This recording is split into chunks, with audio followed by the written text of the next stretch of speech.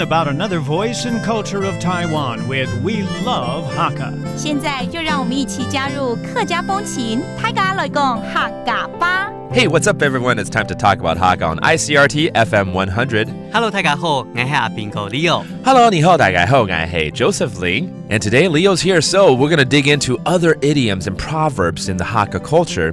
其实不管是哪一个语言呢，你会学它的成语啦，或者是它的谚语啊，会显得说你对这个不只是文字呢是非常了解，而且你对文化也了解了，对不对？对啊。Through proverbs, not only it shows the depth of our vocabulary, but also it's very culturally influenced too. 因为通常会有谚语，一定是跟这个文化有关的一些想法，把它融入进来了。好，讲了这么多，就是要教一个谚语了，客家谚语。好，今天要教大家的客家谚语就叫做“法法嘎嘎，雷公不打”。法法嘎嘎，雷公不打。法法嘎嘎，这很容易，嘎嘎乌拉拉那种感觉。Lady Gaga 出现了，不太一样了。法法嘎嘎，然后应该是说这句话就是他就说法法嘎嘎的意思就是叫你说不要共法聊，不要共法聊，就是不要讲什么，不要说谎哦。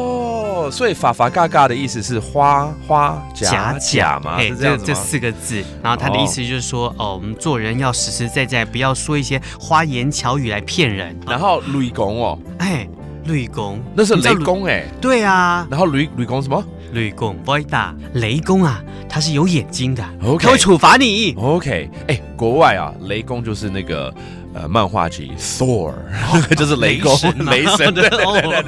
那我们这个中国人的文化就是雷公了，对不对 ？Okay, so this idiom has to do with something about Thor, but in Chinese mythology, it's actually the god of thunder. Okay, and the god of thunder is probably going to get angry at you when you do something bad. So let's hear this explanation in English entirely.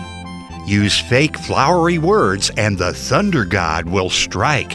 If a man uses sweet talk to deceive others, he will one day get caught in his lies.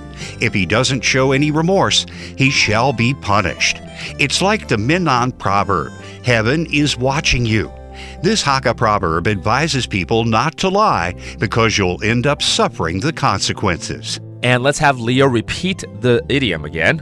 法法嘎嘎，雷公不会打。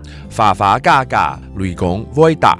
Okay, there's Lady Gaga, there's Thor in here, and it's all about teaching you to be honest. And that does it for today's Talk About Hakka. 什么太嘎？俺只say张磊了。